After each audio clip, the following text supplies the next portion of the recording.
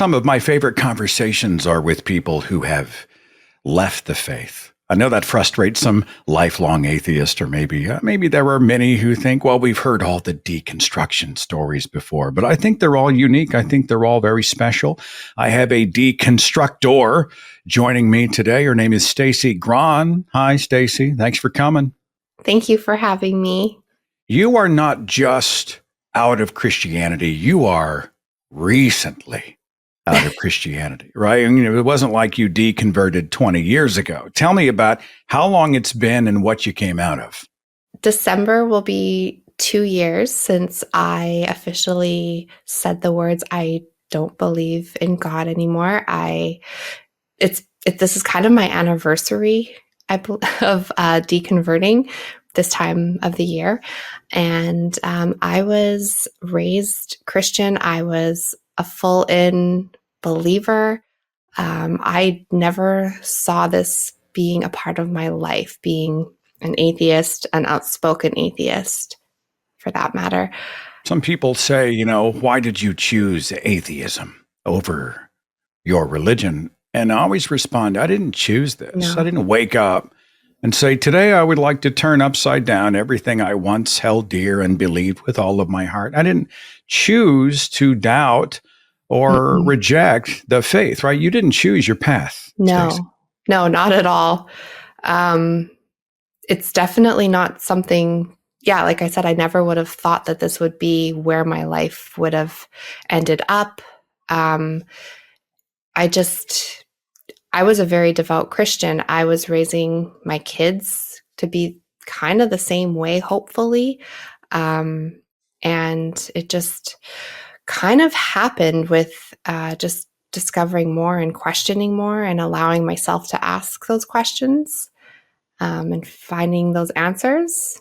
May I ask, was it Christian school, Sunday school for the kids, right? Yeah, You're at that point where you're like, well, we've got to make sure the kids are in church because that's what good parents do. Did you have that conversation? Yeah. So our kids were in a private Christian school from kindergarten until our oldest was in grade 3. And we went to church every week. We were members at a church. We were very committed. Our whole life was, I say I kind of had myself bubble wrapped in Christianity. My friends were all Christian. I consumed Christian content on YouTube, sermons. That's all I was listening to. Not because I thought this is what I have to do. It's what I enjoyed at the time doing. I wanted to do. I was, what Christians would say is, I was very hungry for the word. I enjoyed it at that time. And I thought I was just being a very responsible Christian. I lived the life, I walked the walk, I talked the talk, and I didn't think anything of it. And as far as like raising our kids, that was your duty to do that, raise your children in the same way and hope that, they wouldn't depart from the faith, just as the same way that I didn't depart from the faith as a 30-something-year-old woman. So, it's funny, Stacie. I think you and I share this in common. We kind of have that Christian influencer vibe about us, or at least I've been told. I don't know. You strike me as kind of someone who has been in ministry.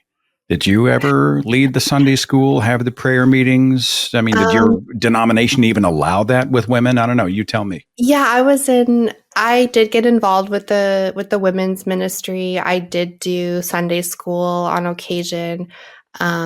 One of our last churches, it was a Pentecostal church, and I did go on mission trips to Guatemala.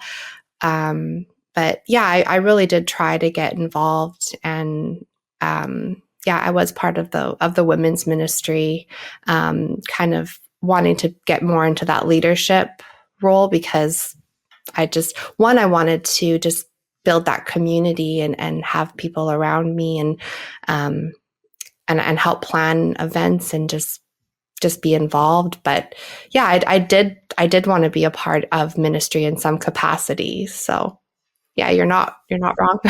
We see missionary work in the faith as this laudable, noble thing. Hmm. Someone says, I'm a missionary, and they just got points, right? It's like when someone says, I'm a reverend or a pastor. If you are in that culture, in the faith, you're like, well, they must be, they have an extra helping of character Hmm. and integrity. It's pretty cheaply bought nobility. Now, on the other side, when you look at missionary work, you feel weird about it? Hey, how presumptuous was I to go in and try to fix people who may not have been broken? How do you see it Yeah. today? Well, that particular missions trip, it was the only one I ever did. And even when I was on it, I felt kind of strange because we went to an orphanage, and um, the entire trip I felt pretty spoiled because we had a really nice accommodation, and we had cooks cooking for us, and we would spend some time with the kids, and then after that we would go out for dinner and get kind of shown around, and we would do kind of touristy things, so it didn't really feel like a true missions trip. And then at the end of the week that we spent at the orphanage, we had this downtime at a beautiful 5-star resort for 2 or 3 nights, and we got to go and get massages. And so I was like, this doesn't really feel like what I pictured as a missions trip. So it was kind of luxurious in a way. And I felt kind of guilty after seeing a lot of the poverty. And then it's like, okay, now we need to go and decompress in this 5-star resort. And it actually felt kind of like a vacation. And it just, the juxtaposition of like we have all Sure. this. Yeah, it was just the privilege we enjoy. the And privilege. Yeah. I used to be a spokesperson for the child sponsorship agency that I don't even know if it's around. It was called Compassion International. I've And you heard would of do that. the World Vision type thing where you would sponsor a child. And I took a couple of trips overseas, or, we were traveling to represent them. And it was the same kind of thing. We'd see absolute poverty. We'd see the most horrific of conditions, and we would be out there ministering and documenting. And then we'd go back to a pretty swank hotel, and we had, a steak dinner. And Yeah. so, I'm not sure exactly how this is service, unless perhaps it's service to me. Don't let me Yeah. trespass. How do you then, walking away from Christianity, how do you broach this with the kids? We raised you this way, and now, hey, wait a minute, we are doing or maybe, I don't know about your husband, but you are doing a 180. Completely. Tell me as much as you like about how that went down. So at first, yeah, so I was thinking about how I would have reacted at the age that my oldest was. He was 10 at the time of me going through this and deconverting. And I thought if I was 10 years old, and because even at that age, I got baptized when I was 10. If I was him, I would have been really freaked out if I knew that this was happening to my mom. So I didn't want to just all of a sudden be like, okay, now we're going to completely change. I wanted it to sort of be a slow progression, or just maybe a bit of a slower thing for him to realize, and just sort of have our lives it kind of phase out. They weren't in Christian school when I was deconverting. We had moved away, and so at that time I was homeschooling because it was still during the pandemic. So, but what he was sort of picking up on is we weren't going to church anymore, and so he was kind of asking questions around that. And my husband did take them to church a couple times at his request, and then they didn't ask to go to church anymore. He also was, and it's mostly my oldest. My youngest was 7 at the time. And he was noticing the books that I was bringing home from the library. They had a lot of word like atheist on it. And he was asking me, what's an atheist? And I didn't want to come right out quite yet and say someone who doesn't believe in God, because I knew that would freak him out. He was noticing the the videos that I was watching on YouTube. And so I did kind of just slowly just say, oh, I'm just watching these different ideas. I'm just sort of seeing, things that just questions that I have related to God. Like, don't worry. So after a couple of months, I was honest and said, there were things that maybe that I believed or that I taught you that I was incorrect on, but you're welcome to come to your own conclusions. Because I was very black and white, and I actually ended up apologizing to him and my oldest son, just saying, like, I'm really sorry. I shouldn't have said to you, like, this is 100% correct, or that was 100% wrong. And I said, if you ever come across information or ideas, please feel free to bring them to me, and I'm not going to shut you down the way that, that I was basically indoctrinating them the same way that I was. And so I didn't want them to feel that they couldn't come to me with new ideas or new information that they came across. So we've had a lot of open dialogue since then. And it's been really good. I think they were at the right time in their life for this change. My middle son, who was 7 then, he still wanted to pray every night because that was something he was used to. So how we managed that is we just sort of stopped praying to God. We would just kind of say what we were thankful for the day. So everything was sort of just like a slow phase out. And then when they started asking more questions about, like, how come we don't go to church anymore or certain things, then we would bring it up. But they're really smart. And so we kind of knew when the right time to bring it all up was, and they handled it really well. So now, I like the fact that you say, if you find something out, like, tell me. Like, I would want to know if I'm wrong or if you have a fresh idea. I think killing curiosity in young minds is something that we do see fundamentalism do, and we don't want to be fundamentalist about anything, even our rejection of certain claims. I mean, Christianity is the easy one. We know it's been debunked. But if you find something else out there, call me and we'll talk. Yeah, yeah, exactly. So, all right, I was going to, normally I'm interested in the grandparents. Right? Your mother finds out that you're talking about all this stuff to your kids. And then I read that your mother is not a Christian either. Is that correct? Yes, that's correct. So, okay, well, did you take the journey together? Was she always, like, smarter than the rest of us? I mean, tell me about your mom. So, yeah, so that's an interesting story in itself, because what happened is we had lived together for a while. She lived with my husband and I, and I had always, like, we were always Christian. We would share sermons on YouTube back and forth, and she would just ask me, oh, have you seen a good sermon? Can you send it to me? And I'd be like, yeah, sure. Like, I'll send it your way. And a few months before, so we moved from Vancouver to where we're living now, which is about 4 hours away. But about 5 months before we moved, she moved here first to look after some family that was really sick. And so in that time, I guess she had kind of slowly kind of said, like, she was done with it. She was kind of holding on to her faith, but not really telling me. So by the time we moved here, she was kind of done, but didn't say anything or have anyone to talk to about that.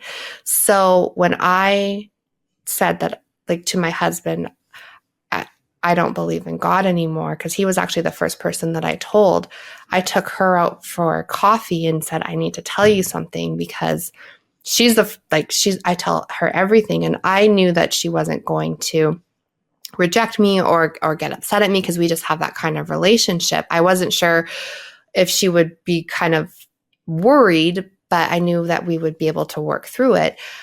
So when I told her, hey, this is kind of the realization that I've come to, I hope that this is okay. Her response actually shocked me more than me telling her that I didn't believe in God. Her response was like, oh my God, Stacie, like I have been struggling for years and years with my own belief in God, and I just haven't had anyone to talk to. And you're the person that I would have come to, but you've always just been so, had such a strong faith. And there's been times where I've tried to talk to you, but I tried, but you were so committed and so devout and had such a strong belief. And so as soon as I told her that I didn't believe, it was just like, oh, I can finally be honest. And so I was just like, wait, what? What are you talking about? I had So no if I'm idea. understanding, her journey, totally parallel to yours, was an independent journey. It's not Completely like she saw independent. you doubting. It's not like you guys fed into No. each other. She was Mm-mm. doing her own thing. She had a really hard time believing in God, but she had this belief in hell that's kind of what kept her from exploring any of it. Like she had more of a fear of hell for the longest, well, yeah, even like for a really long time.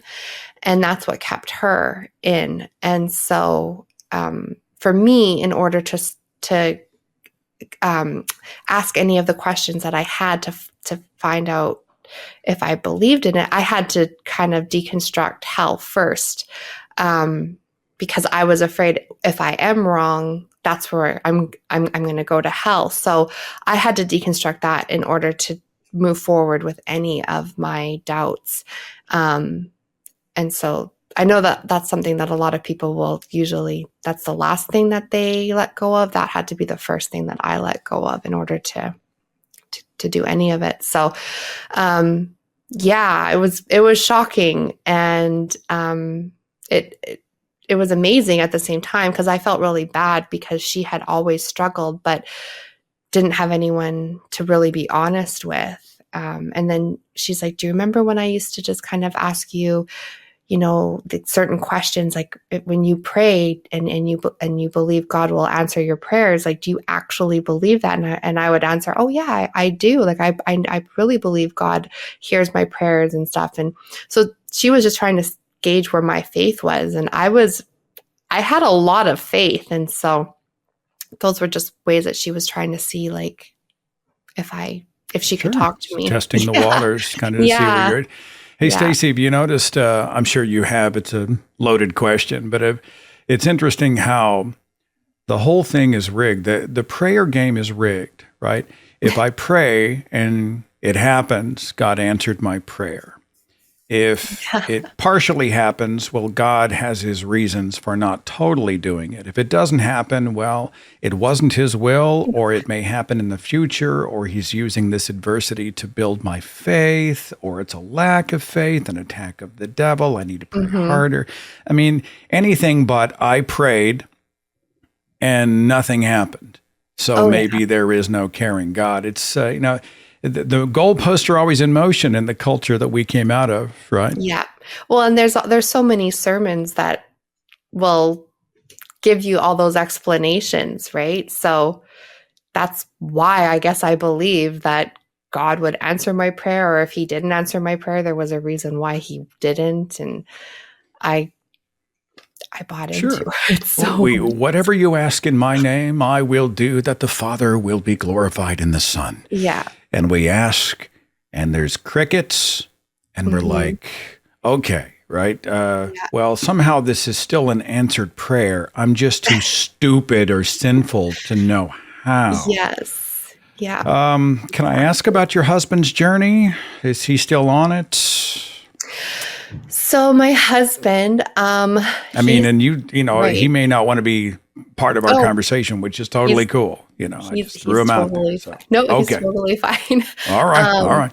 So yeah, he was someone who really loved me a lot, let's just say. And What you're still saying is does. he didn't freak out and bolt Oh the God, second you no. dropped the bomb on it. No. Okay. He really had this, like, he wanted to believe, because he thought that this whole idea of heaven and this fairy tale idea of God and everything was a really romantic idea. But he thought there must be something wrong with him for not being able to fully buy into it. He's a very logical, reasonable, just thinker. And he could never fully embrace it. But he tried really hard for himself, for me, for our family. He did all the things, but something in his brain, reason and logic, just would not make it click fully. So he went to church, he got baptized, he became a member, but he was just like, it just doesn't make sense to me. And so when I did start to question and essentially deconvert, he was such a safe person for me to talk to, because he wasn't like telling me like, yes, you're on the right path finally. He was really compassionate with my questions, and just I could tell him what I was thinking, and he wasn't like leading me. He was just sort of like understanding. And so when I finally did say like, I need to tell you something, and I've never said these words before, and I said it to him because I also wanted to see how it felt if I said the words, I don't think I believe in God. I wanted to know if I would get this like really overwhelming sense of condemnation or something. And I didn't. And so when I told him I don't believe in God, he looked kind of like, oh my God, what is she saying? But his answer was, I don't think you're wrong. Just take it really slow. He didn't want me to like freak out and then be like, okay, what am I doing? Because it was my entire identity. It's how he knew me for almost 20 years at that point. And so we ended up having some of like the best conversations. We were finally able to just be like super honest. And he was just like, I'm so happy, like you're finally kind of living in this side of reality. So yeah. I'm talking here with Ex-vangelical Stacie Grahn, who is also a podcast host, helping others in their journey, which we will talk about. Did you use the word atheist when you talked to him, or did you say the word, the A word? You know, I have to say, I didn't, because I was nervous about it at first, because I was like, am I an atheist? What is an atheist? Is it like, so when I said it took about a couple of weeks for that word to just start to roll off my tongue in a way. But when I did say to him, I was like, maybe I'm an atheist. Even he had a misconception of what that word meant. And he was like, no, I don't think you're an atheist. And I was like, well, what do you think an atheist is? And he had I think he thought it was like a devil worshiper right off the start.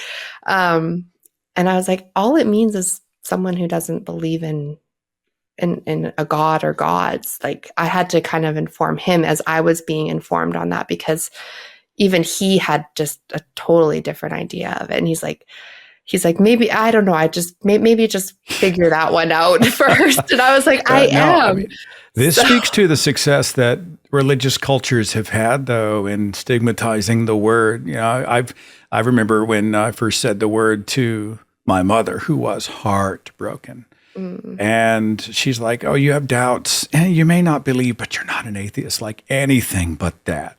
Yeah. And I'm in my mind going, well, actually, if I don't believe, then Mom, I'm an atheist. But I try to normalize the word, obviously hosting a website with atheist in the title. I think it's healthy. I mean, do you live in a religious part of the world in Canada? I live in a small town I'd say it's a bit more religious. It's more conservative. So, like, if you went to a dinner and people were going around the table, where do you go to church? Oh, hi, I'm Stacie. I don't go to church. I'm an atheist. Can you get away with that? People get weird.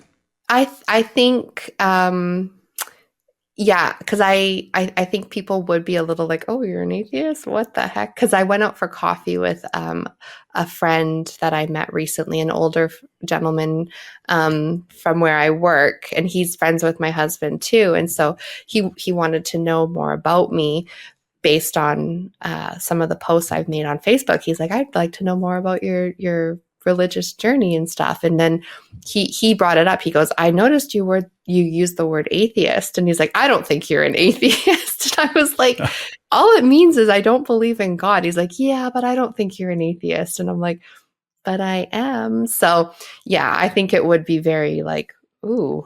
A little more strategic. I mean, I'll say, I really try to read the room. It depends on also what my goal is. If I know I'm not going to get any purchase in a conversation and it's something these people need to be aware of. Hey, there's an atheist in your zip code and we exist and you got to deal with it. I'll say it. But if it's somebody that I'm interested in having a conversation with about belief, I might say that I'm not religious or a former Christian.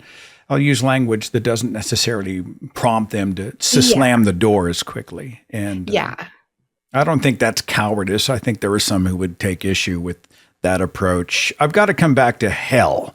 It was one of the last things that I had a hard time getting over. In my brain, I knew it was irrational. I knew it was illogical. I knew it didn't exist. But here in my chest and in my gut, I was a mess. Emotionally, I was still tethered to this fear of torture. And you said you got over it. Can you tell me how you got over it? It was a lot easier than I ever thought it would be. I was afraid of like committing the sin of blasphemy of the Holy Spirit. And then I was afraid, okay, if I do that, I'm going to go to hell. And so again, it was my husband who helped me through that. He had no idea kind of what I was struggling with internally because I would ask him certain questions, but I don't think he knew the extent of what was happening. And one particular morning, I kind of cornered him in the kitchen because he works from home and he came upstairs to just heat up his coffee. And I was just like, he had no idea how intense it was for me inside, but I was just like, "Oh my God, I need you to just like help me with this." I said, I have so many questions right now, but I'm so afraid that if I continue pulling at this thread, what if I'm wrong? And what if I end up just committing the sin and then I go to hell and that's it, I'm done. And he said, "It's so interesting that you would, say that because I came across this quote that I just saw on Twitter this morning." And he goes, "Let me find it." So he pulled up his phone and basically said that life is the spark between two identical voids, the one before birth and the one after death. So, and for some reason that like clicked in my head. I was like, wait, I have no recollection of like what happened before I was born. So if we are living for eternity, why don't I have any kind of memory of before I was born? If I have a soul and it's living forever, I should have some kind of memory of that. And I said, so for whatever reason, that just did it for me. And it was like everything, this fear of hell and the fear of an afterlife just completely vanished in that moment. And I was just like, thank you. Thank you. He's like, "You're welcome." And I'm like, "No, you have no idea what you just did for me." And so right after that, I felt free to continue looking up all the questions that I had, all the doubts that I had. And I just was like devouring everything that I could. And it was only a couple of weeks later that I said to him, "I don't believe in God." And it was from that conversation that gave me sort of the courage to move forward in that discovery. And so. Did you discover that you were obsessed? I was told I was obsessed. Like, where's the world been? Why has this information been hidden from me? I've got so much catching up to do. And I'm buying books on Amazon and I'm watching YouTube videos and I'm asking questions and going through all of these counter apologetics. I mean, for me, it was the first time I'd ever been introduced to anything like Darwin's theory of evolution. Everything. Yeah. So you were there. You felt that too. Oh my God. I couldn't stop. I would wake up in the morning I would be making my kids' lunches. I'd have like podcasts in my ear. I would go to the library. I was checking out books. I was reading them like as fast as I could. I just, and I was listening to other people's stories, just to be like, oh my God, there's so many people who have gone through what I'm going through. Like, this is a thing. Like, other people had, I needed to know that other people had also done what I was doing. But then also I needed to just find out, like, what have I been missing? And I wanted to just learn about the history of how the Bible was created, all those things. And then, yeah, like find out more about evolution and all those gaps that were missing. And I was telling my husband certain things. I'm like, did you know, blah, blah, blah. He's like, yeah, I can't believe you didn't. And I'm like, no, this is just so fascinating for me. So you and your mom host a show. Tell me about the show and where to find it. Yeah, we have a podcast. It's called the Stacie's Mom Podcast because like the song from Fountains of Wayne. Okay, I like it. I like it. So it's we're just kind of getting it started. We've had some really fun guests on, and we just kind of just talk about deconverting and also just what it's like post Christianity. The last show we had Drew Bacchius. I can never remember how to pronounce his last name. But we talked about like purity culture and just how that affected us as Christians and then post Christianity. We've had Eve Was Framed on and talked about just like worship music in the church and just all kinds of different topics. And it's been a lot of fun just getting to know people because, yeah, just connecting and. All right. I've got some stories. Yeah. I know I've got some, I don't know, maybe they're on the fringes of religion, but they're sure curious. Maybe they're feeling some of the things that you felt, that I had felt. Mm-hmm. And so now they're watching from a position of safety in the shadows going, what's all this, deconstruction about?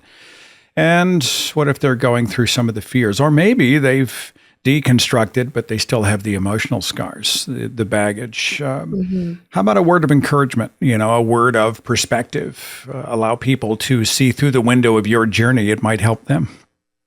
Yeah, honestly, I am so happy to have just gone through this.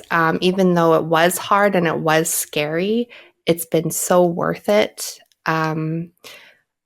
Just my word of encouragement, or if you're afraid, go to outside sources outside of Christianity, because sometimes, like even when I was starting to deconvert, our pastor tried to get his hands in and try to give me resources that were only Christian based. And I was like, no, that's going to just point me right back to where I'm starting at. And I just avoid doing that. Go to sources that seem kind of taboo, if you will, and just follow your listen to the people they warned you about.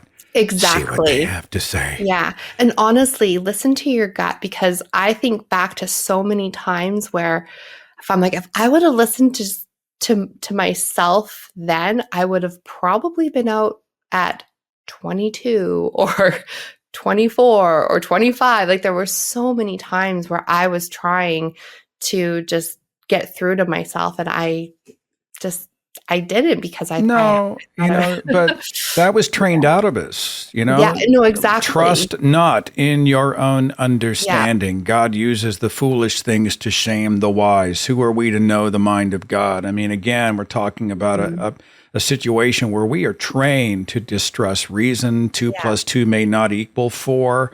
Yeah. And, I've come to the point now, Stacie, when someone tells me I'm not allowed to ask a question, I always say, thanks. That's now the first question I'm going to ask. Or I'm not allowed to broach this subject. I'm like, okay, appreciate that. That's now the very next thing that we're going to talk about. And that has been liberating, to know that there are no sacred cows. I mean, would you agree with that? There are no sacred cows. Absolutely. Yeah.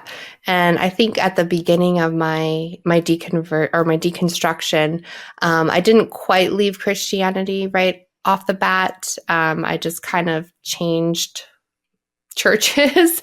But I started getting a lot of questions answered just around that denomination. And I made myself a promise. Okay, I'm starting to get some answers.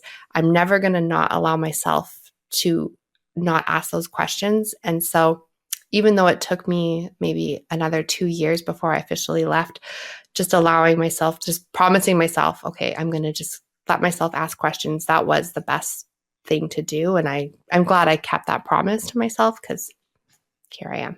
But I know, before we wrap up, I have to know, I mean, the pastor, the church people watching you, are they like, oh, poor Stacie, we just need to pray for her and show her the love of Jesus? Did you catch that? Any intervention type stuff go on? No? Yeah, they did.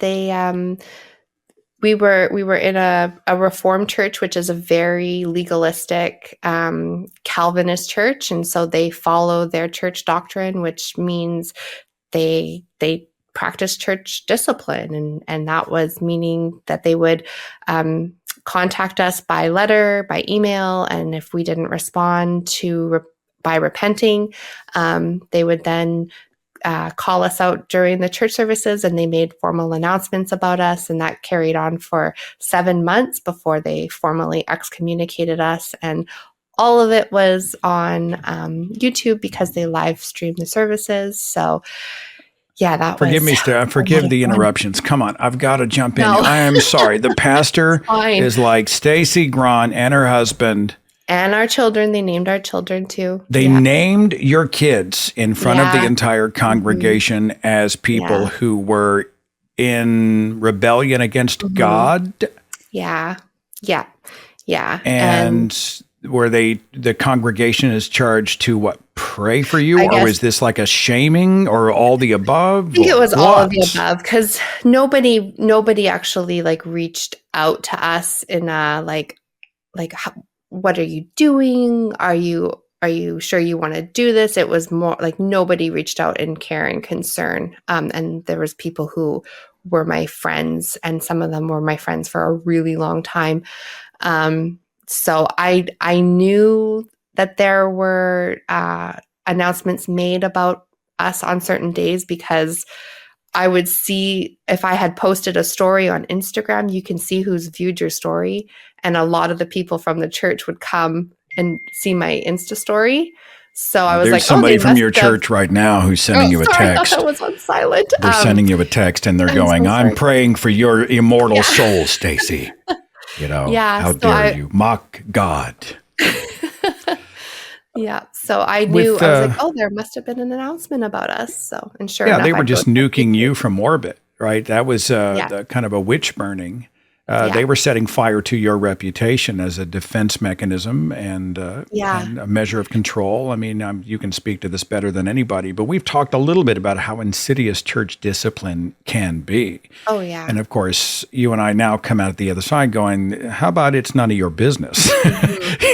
Yeah, it's exactly your business. So you wouldn't go back into the matrix. I mean, if you could go back into the happy, clappy, everything's groovy or whatever, if all the promises they made, no, you wouldn't do it. No, never. Honestly, no. I sit back. There's times like it happens at least once a day where I'll have a memory of just like, I can't believe that I used to believe this, or I thought this way. And I'm so thankful that I no longer subscribe to that way of thinking. And I'm happier, and it just, the weight of so much mental gymnastics is now off my shoulders. I truly feel, I've said this to my husband, I've said it to other people, but the day that I said I don't believe in God anymore, it's weird, but I felt like that was when I truly felt like my eyes were open. I felt like I was truly born again then. Like that's when I was like, oh my God, I have this whole life to live. Because before that, it just, now I feel Dave Warnock has that quote that I don't think we've actually finally sourced it, but it's the quote is, we have two lives, And the second one begins when we realize we have only one. Yes. And I've always thought, yeah, when I realized that, hey, this is it and that's okay. But the moments are precious and finite and, don't waste it. And I'm not living for death. I'm living to live. And you're a sort of a walking, talking, living, breathing refutation to this caricature of the angry, nasty, miserable, sad, immoral atheist. I mean, what are they going to do?